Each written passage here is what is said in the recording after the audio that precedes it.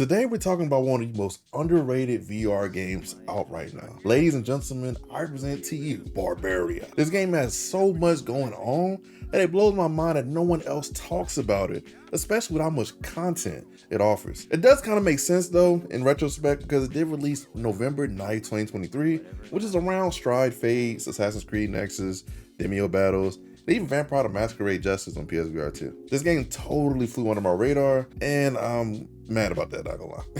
The dev recently gifted me a key, and I got to try it out. Got to try it out on stream, and it was a blast. Shout out to devs. So with all this yapping done, what the f is Barbaria? This is a physics-based combat sim, asynchronous multiplayer raider, diorama style tower defense VR game.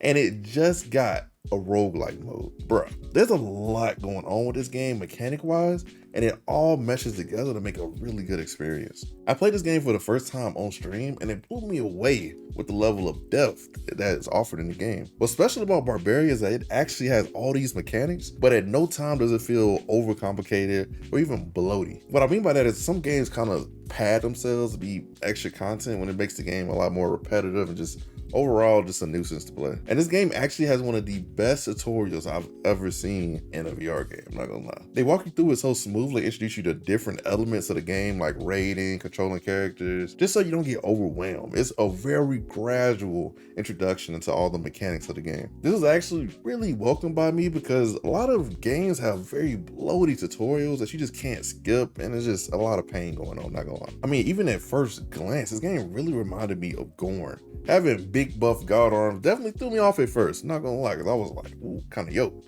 But it was crazy fun to mess around with. The combat is surprisingly complex. I mean, really complex because it's really physics-based. I mean, you can throw weapons, rocks, and even other enemies at your foes, and it's just fun as hell. I realized this game was different when I picked up a goblin by his face after hitting him once, and I threw him, or when I caught an arrow from a bow in mid-air. I'm talking about just reach my hand up, give me that. It's just mad satisfying physics-based combat and probably some of the most fun I've had fighting enemies with swords and axes outside of, games taking themselves a little bit more seriously like Battle Talent or even Blade and Sorcery. In this game, you play as a demigod and you really feel like one. You just feel powerful and cool. Where this game really shines is the raiding system. You can raid other players or do raids against AI opponents, which are both equally as fun, not gonna lie. I did my first raid on another demigod and got absolutely whooped. I'm talking about straight got my ass whooped by that person. You can even watch back your death in a replay mode where you can see yourself in kind of like the god view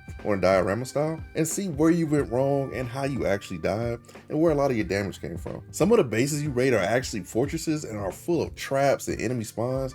You have to fully destroy a base to take it over and win. Outside of pillaging and raiding, you can create your own simple or more complex base and level it up as time goes on.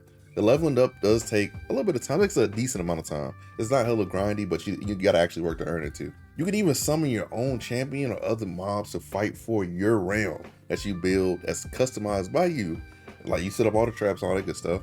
And you can even upgrade your spawnable heroes and mob pretty decently and really easy. The upgrade system is pretty straightforward and not complicated at all. The most demoralizing thing is to log in and see that your base got f***ed by an enemy demigod. I logged in before this video just to kind of play some more before I, made this review. And honestly, my base got thrashed. I'm not happy about it, but hey, it happened. Seeing a replay does give you ideas though on where your defenses are weak. I had a lot of weak defenses, so I upgraded my base some more. Hopefully it doesn't happen again. Okay, probably will happen again, but hopefully it doesn't happen as bad, It's actually really funny because I don't even like these asynchronous type games where you have to build bases and do raids. Because I hated Clash of Clans. I really hated Clash of Clans back in the day.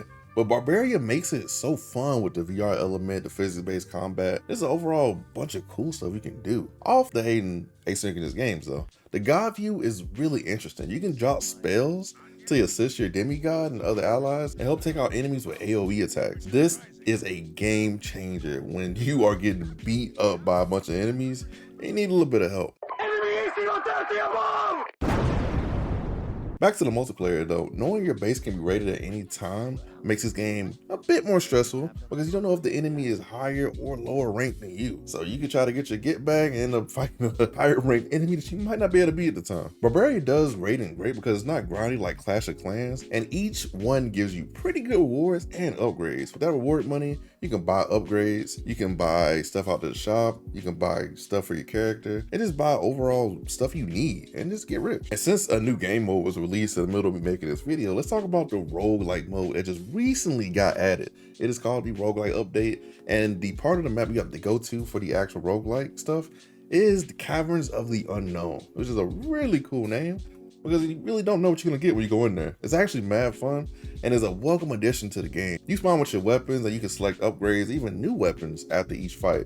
So it's usual, okay, you get a buff here, or get a new weapon here, or get a spawn here. The usual roguelike elements. The enemies are randomized and the maps are precisely generated. And you definitely need to be on point to make it far. It is not easy at lower levels to beat this. So you definitely need to be on point to do this. Every run nets you more resources and great rewards as you climb up the weekly leaderboards. This mode also cannot be spammed yet because every time you do it, you do have to wait a cooldown to actually let it, reset and then go back in. Let's talk about what I would love to see in the future of Barbaria. I think what this game will really benefit from is either a co-op mode or single PvP matches. I think people fighting with different builds will be really dope and add a lot more content, and there's a crazy amount of future potential to the game. This game could legit become a VR juggernaut if it just had more marketing and probably a little bit more content, not gonna lie. I could definitely see the end game with this type of game getting a little bit dry, but hopefully, like I said, they add more things to keep the game refreshing.